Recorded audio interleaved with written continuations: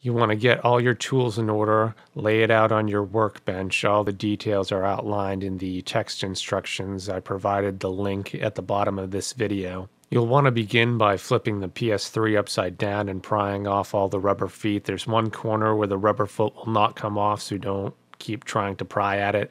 You also need to remove the warranty seal over the hard drive screw cover before you can take the hard drive out. It also requires a Torx T8 driver. There's 3 screws keeping the front bezel on. You can't just use a normal Phillips, so don't try. There's a little hard drive plastic cover that just pops off. Then there's a swivel handle that comes out. You just pop that up and slide the hard drive right out. Once you've removed all the screws, you can flip the PlayStation over and the cover will just pop right off the top. There's 2 screws on either side of the power supply. You need to remove those as well as the power connector.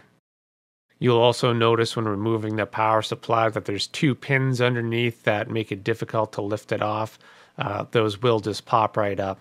Looking at the back of the Blu-ray drive, there's a screw you need to remove, and there's also a couple thin ribbon cables. When you're taking the Blu-ray drive out, you'll see the front bezel with the power and eject buttons. That's normal for that to pop right off. There's also, on some models, a flat ribbon cable underneath the Blu-ray drive that will disconnect when you pull the Blu-ray drive right out. You'll need to reconnect that again when you reassemble it. There's 2 screws at the front of the chassis there. You need to take those out. There's also 3 other chassis screws. They'll have an arrow pointing to the holes that they go into. You need to take those out. That's something that's helpful when you're reassembling, is referencing the arrows that are engraved into the metal. There are little button connectors for the wireless antenna wires. If you use a pair of needle nose pliers, it's easy to pop those off. Then you just take the wires and unravel them from the chassis connector clips. Towards the front, you'll see the power and eject bezel. There's just a flat ribbon cable. Pop that right out with a pair of needle nose pliers. To remove the chassis, you can just grab the heatsink fan assembly. It's pretty durable, so you can just pop that all off. When you flip that over, you'll see 4 really large screws and then little tiny screws that have arrows pointing to them. You want to remove all of those. When you remove the 4 larger screws, there's 2 metal plates that will come up. They're just bowed pieces of metal. After you have removed all the screws from the metal shield, you can just take that shield right off the circuit board. It will come right off. It can stick a little bit, but don't be too aggressive in trying to pull that off. You'll have to remove the circuit board from the chassis, so make sure there are no remaining connectors or plugs. The circuit board just slides out of the chassis with a bit of wiggling. On the 2 metal squares there in the chassis, you can see the remainder of the thermal paste. On final assembly, you'll probably want to replace that paste to keep your unit from overheating. Now you're going to need to install the E3 chip. It's absolutely critical that the chip is oriented correctly and flush with the board. You'll want to gently flip the E3 connector cable over so it's facing the hard drive bay and tape it down into place. You'll want to make sure it can snake out into the hard drive bay before you replace the metal shield. The reassembly is mostly just a reversal of what we've done before, so follow the arrows on the metal shield. One difference in our reassembly is that we won't be putting the hard drive back into the bay. We'll be taking the E3 circuit board and putting it into the hard drive caddy, and then putting that into the bay and connecting the flat cable that goes from the E3 chip.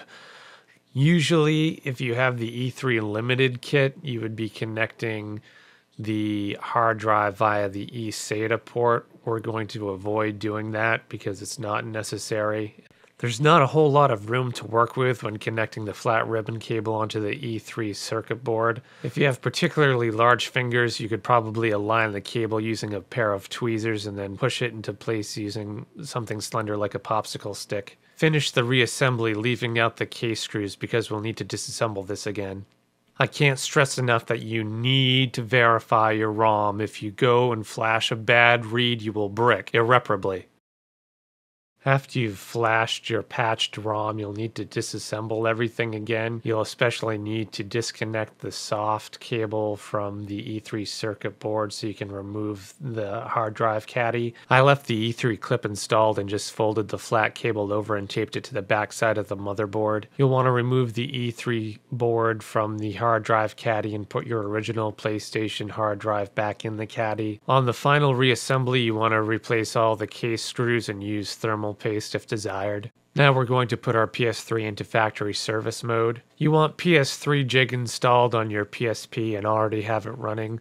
What you're going to want to do is connect the PSP to the rightmost USB port. The power plug on the PS3 is unattached. You'll want to plug that in as well as your video cable. To trigger factory service mode, hit power and then eject promptly. If it works, you'll hear 3 quick beeps and then you'll see challenge and response codes on the PSP and the PlayStation will then turn itself off. If that seemed to have worked, then we need to disconnect the PSP and place our prepared USB stick with appropriate firmware into the right USB port. Power on the PS3 and it will automatically flash the firmware and turn itself off. Now repeat the process using the level 2 diag self file that will kick you out of factory service mode, and you should see this screen, which means that you have a downgraded firmware.